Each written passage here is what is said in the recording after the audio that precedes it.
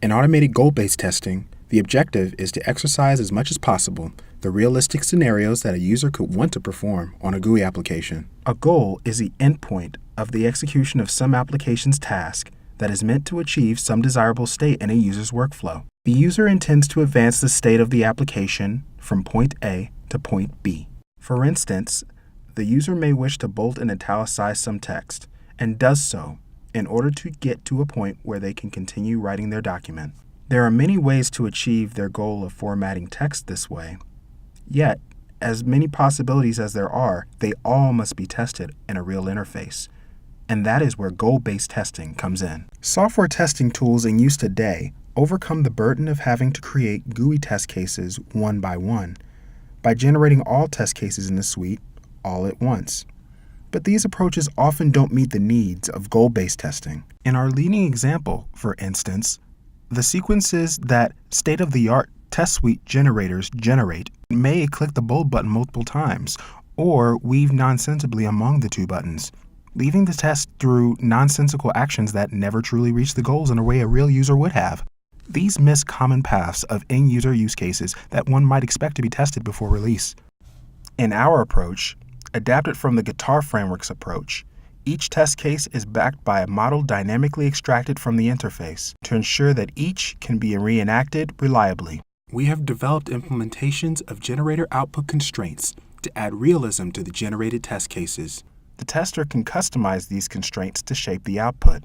In this brief video, we'll talk about the steps used to first bound the types of test cases we want to generate by first opening the application to indicate widgets of interest, modifying parameters that say widgets to repeat, exclude, or arrange in order, create from a RIP a model of app behavior to help guide test case flow, then generate them and display output of a test suite to the tester.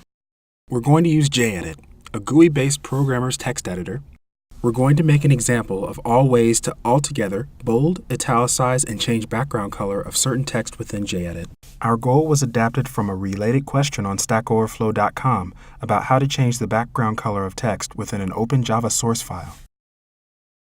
We will now capture these widgets as JEdit is running and send them directly to the generator.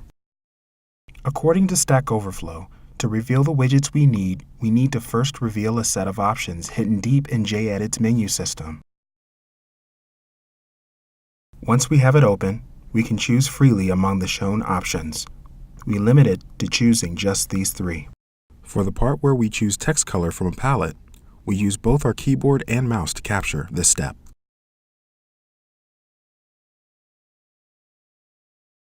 These widgets can be captured in any order by the tester as they are sent to EventFlowSlicer. Capture is complete. We return to EventFlowSlicer and click Stop to send these events to a constraints file for editing. EventFlowSlicer has a built-in XML editor to make this task easy and simple.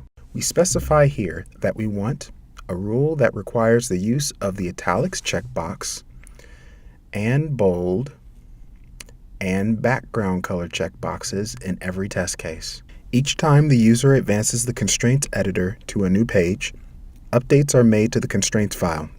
Since we captured background color selection earlier using both keystrokes and a mouse click, we'll use one exclusion rule to ensure that test cases don't select that color swatch using both the keyboard and mouse.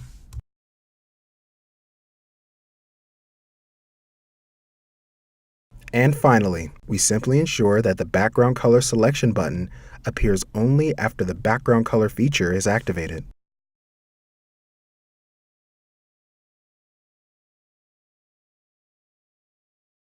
We've specified all we need to specify.